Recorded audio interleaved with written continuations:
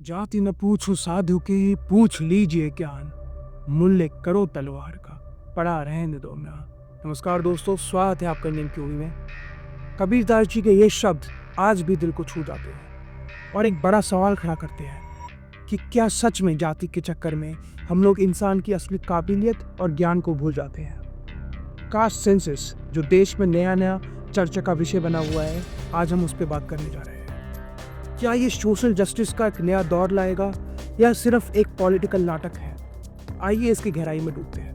दोस्तों, caste census सुनते ही हमारे दिमाग में क्या आता है? रिजर्वेशन, पॉलिटिक्स या वो पुरानी बातें जो हमें एक दूसरे से अलग कर देती है। 30 अप्रैल 2025 को मोदी गवर्नमेंट ने ये फैसला लिया कि नेशनल सेंसस के साथ साथ कास्ट का डाटा भी कलेक्ट किया जाए।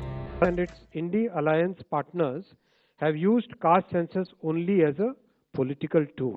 Some others have conducted such surveys purely from a political angle in a non-transparent way. Such surveys have created doubts in the society. पिछली बार 1931 में जब इंडिया ब्रिटिश गवर्नमेंट के अंदर थी तो ये डेटा रिलीज किया गया था। हालांकि 2011 में भी कास्ट सेंसस हुआ था, पर उस डेटा को पब्लिकली अवेलेबल नहीं किया गया था। ये एक बहुत बड़ा फैसला है।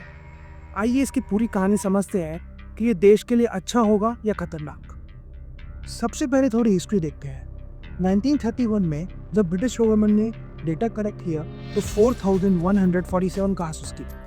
उस डेटा को उस समय गवर्नेंस के लिए यूज किया जाता था। लेकिन 1951 के बाद जितने भी कास्ट सेंसस किए गए उसमें सिर्फ एससी और एसटी के डेटा को कलेक्ट किया गया, क्योंकि हमारे लीडर समझते थे कि कास्ट बेस्ड डेटा को कलेक्ट करने से नफरतें और दूरियां फैलेंगी। तो 1979 में आया मंडल कमीशन रिपोर्ट। इस रिपोर्ट के मुताबिक देश में 52% ओबीसीज थे और इनके लिए 27% रिजर्वेशन एजुकेशन और जॉब्स में रिजर्व कर दी गई। ये इम्प्लीमेंट होते होते 1990 में ये इम्प्लीमेंट हुआ। लेकिन उसके बाद 1992 में इंदिरा सहाय केस आया। ये केस सुप्रीम कोर्ट में गया और सुप्रीम कोर्ट ने कहा कि मैक्सिमम रिजर्वेशन 50% पे कैप कर दी गई है, यानी 50% से ऊपर रिजर्वेशन नहीं होगी।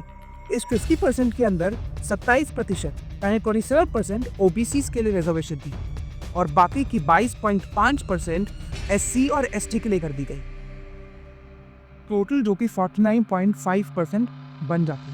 अब बात करते हैं 2025 के डिसीजन की। कैबिनेट ने कहा कि अगले नेशनल सेंसस में सारा कास्ट का डेटा कलेक्ट होगा, जनरल, ओबीसी, एससी, एसटी सबका। यूनियन मिनिस्टर अश्विनी वैष्णव ने इसको हिस्टोरिक कहा और हमारे होम मिनिस्टर अमित शाह ने कहा कि ये बीजेपी की कमिटमेंट दिखाता है टुवर्ड्स सोशल जस्टिस। लेकिन ऑपोजिशन बोल रहा है कि उनकी जीत है, खासकर कांग्रेस, कि राहुल गांधी के कैंपेन की वजह से ये कास्ट सेंसस हो रहा है। और वो तो ये तक बोल रहे हैं कि अगला मैं ये 50% कैप को हटाऊंगा कॉन्स्टिट्यूशनली। अगर ये 50% कैप हट गया तो सोचिए आने वाली जॉब्स या एजुकेशन में 70-80% तक ये कैप चला जाएगा, यानी सिर्फ 20 या 30% जनरल के लिए सीट बच जाएंगी। और ये बोल रहे हैं कि हम ये प्राइवेट इंस्टीट्यूशंस में भी अप्लाई करेंगे। अभी ये खाली गवर्नमेंट इंस्टीट्यूशंस में अप्लाई होता है। तो क्या ये सच में बैकवर्ड क्लासेस के लिए फ़ायदेमंद है या सिर्फ अपीजमेंट की पॉलिटिक्स है? अब मेरा पर्सनल पॉइंट ऑफ व्यू, मेरे हिसाब से रिजर्वेशन कास्ट के बेसिस पे नहीं, इनकम के बेसिस पे होना चाहिए। कुछ एससी एसटी कम्युनिटीज़ ऐसी है जिनके साथ हिस्टोरिकली अनजस्टिस हुआ है और उनकी कास्ट को गाली की तरह भी यूज़ किया जाता है।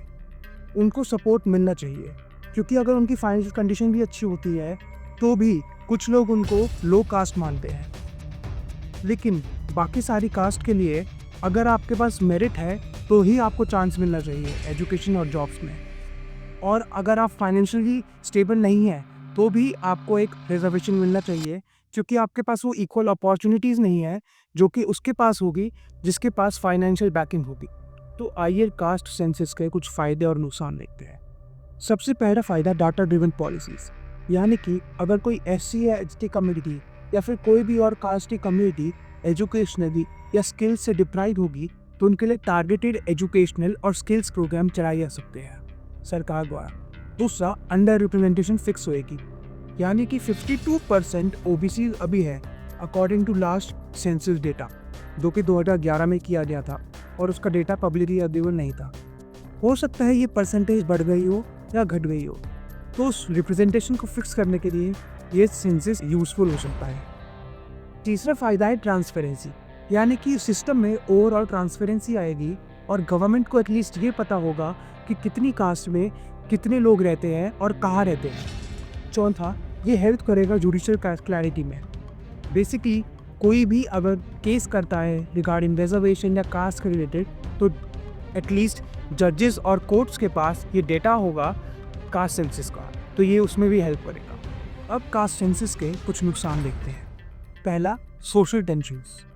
अगर ये डाटा पब्लिकली अवेलेबल हो गया तो कम्युनिटीज़ के बीच टेंशन बढ़ जाएगी। एक कम्युनिटी दूसरी कम्युनिटी से कंपैरिजन करना शुरू कर देगी और सब लोग बोलेंगे हमें इतनी रिजर्वेशन दो, हमें उतनी रिजर्वेशन दो। इनके बीच मिसट्रस्ट भी पैदा हो जाएगा कि हमारी कम्युनिटीज़ के नंबर इतने हैं, तुम्हारी कम्युनिटीज़ के नंबर इतने हैं। इन सब से सामाजिक तनाव पैदा होगा। दूसरा नुकसान है पॉलिटिकल एक्सप्लॉयटेशन। जितनी भी पॉलिटिकल पार्टीज़ हैं, अगर उनके पास ये डेटा होगा तो वो पॉलिटिकल एक्सप्लॉयटेशंस करेगी। यानी कि फॉर एग्जांपल अगर दिल्ली में चुनाव है तो दिल्ली में जो लोग मेजॉरिटी में कास्ट रहती है उसके लिए पॉलिसीज़ लाएंगे और फ्री बीज अनाउंस करेंगे। सिमिलरली अगर बिहार में चुनाव है तो जो बिहार में लोग रहते हैं और उनकी जो कास्ट है वो उनके लिए रिजर्वेशंस बढ़ाएंगे और उनके लिए पॉलिसीज़ लाएंगे। इससे बहुत ज़्यादा एक्सप्लॉयटेशन होगा और अनफेयर मीन से उनको रिजर्वेशंस दी जाएगी। थर्ड है कोटा रेस। हर पार्टी हर कास्ट बोलेगी कि हमें इतना कोटा चाहिए, हमें इतना कोटा चाहिए, जिसका नुकसान ये हो सकता है कि जो कैप 50% की है वो कैप को 70-80% तक बढ़ाया जा सकता है और जो मेरिट वाले जनरल स्टूडेंट्स हैं उनको नुकसान होगा। फोर्थ नुकसान है affecting quality in jobs and exams. अगर कास्ट बेस्ड रिजर्वेशन होगा और लिमिट 70-80% तक कर दी जाएगी या फिर अगर 50% भी रहती है तो भी रिजर्वेशन के थ्रू जो लोग जाएंगे वो ज़रूरी नहीं है कि वो इतने ही मेरिट वाले हो जितने जनरल वाले थे, क्योंकि मेरिट के बेस पे नहीं कास्ट के बेस पर रिजर्वेशन है। और जैसे कि अगर राहुल गांधी बोल रहे हैं कि प्राइवेट इंस्टीट्यूशंस पे भी एक रिजर्वेशन अप्लाई होगा तो फिर हर जगह ही जनरल वाले मेरिट बच्चों को नुकसान होगा। इसके थ्रू क्वालिटी में इफेक्ट आ सकता है, क्योंकि अगर वो मेरिट वाले बच्चे नहीं होंगे तो उनकी क्वालिटी थोड़ी सी लो हो सकती है बाकी मेरिटोरियस स्टूडेंट्स से कंपैरिजन में। तो आइए बात करते हैं कि बीजेपी जो कि कास्ट सेंसस के अगेंस्ट थी वो ये फैसला क्यों ले लेती है, और वो भी इस पहलगाम अटैक के बीच में। पहला, बिहार इलेक्शन। मेरे हिसाब से बिहार इलेक्शन आने वाला है नवंबर 2025 में और बिहार के अंदर ओबीसीज और बैकवर्ड क्लासेस के वोट हैं। तो बीजेपी उनका सपोर्ट पाने के लिए और उनके वोट बैंक के लिए ये स्टेप लिया होगा। और दूसरा, नीतीश कुमार जो कि बिहार के सीएम हैं, वो जब दूसरी अपोजिशन पार्टी के साथ मिलकर गठबंधन की सरकार चला रहे थे तो उन्होंने बिहार में कास्ट सर्वे कराया था जिससे अपोजिशन को फ़ायदा हुआ था। इस वजह से बीजेपी ने ये फैसला लिया होगा।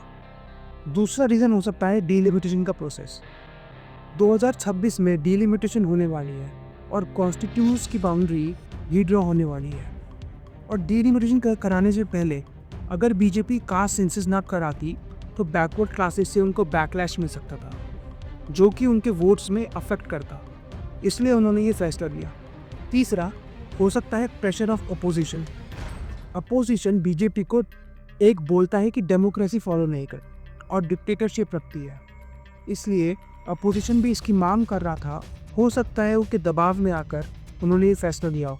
हालांकि मुझे ये तीसरा पॉइंट सही नहीं लगता, क्योंकि अपोजिशन तो और भी बहुत कुछ बोल रहा है। वो तो ये भी बोल रहे थे कि आर्टिकल 370 मत हटाओ, पर बीजेपी ने हटाया। तो हो सकता है ऊपर के दो रीज़न हो। और अब बात करते हैं कि बीजेपी ने ये फैसला पहलगाम अटैक के दौरान क्यों लिया। असल में इसका रीज़न ये है कि हो सकता है बीजेपी चाहती हो कि लोग इस पर इतना बात ना करें, और अगर पहलगाम अटैक पे वो लोग हमला करेंगे पाकिस्तान के ऊपर तो कुछ दिन बाद करके लोग इस पर बात करना बंद कर देंगे और ये एक ठंडे बक्से में चला जाएगा। इस वजह से ये फैसला पहलगाम हमले के बीच में लिया गया। दोस्तों, अब एक सीरियस चीज़ पे बात करते हैं। अगर ये कास्ट सेंसस का डेटा पब्लिकली अवेलेबल हो गया तो क्या होगा। हर कास्ट अपना नंबर देख के बोलेगी कि हमें ये चाहिए, हमें वो चाहिए, हमें इतनी रिजर्वेशन चाहिए, हमें उतनी रिजर्वेशन चाहिए। और ये एक डेंजरस साइकिल जिसमें प्रोटेस्ट, स्ट्राइक्स और वायलेंस भी हो सकता है, उसमें तब्दील हो जाएगी। और अगर एक छोटी सी मिसकैलकुलेशन से सारे देश में तनाव हो जाएगा। मेरे हिसाब से गवर्नमेंट को ये डेटा बहुत ही केयरफुली यूज़ करना चाहिए। उनको ये डेटा टारगेटेड स्कीम्स और पॉलिसीज़ के लिए यूज़ करना चाहिए और पब्लिक रिलीज से बचना चाहिए। आपकी क्या राय है, आप भी अपने कमेंट्स में छोड़ सकते हैं। ये डिसीजन एक डबल एज स्वॉर्ड जैसा है। एक तरफ सोशल जस्टिस का वादा, दूसरी तरफ सोशल टेंशन्स का खतरा। जैसे कबीर ने कहा था, मूल्य करो तलवार का, वैसे ही हमें सोचना होगा कि इस डेटा को कैसे यूज़ करें। आपको क्या लगता है कि क्या रिजर्वेशन कास्ट बेस्ड होनी चाहिए या इनकम बेस्ड? कमेंट्स में अपनी राय जरूर छोड़ें।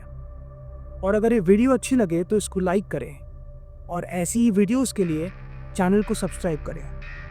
तो मिलते हैं अगली वीडियो में। जय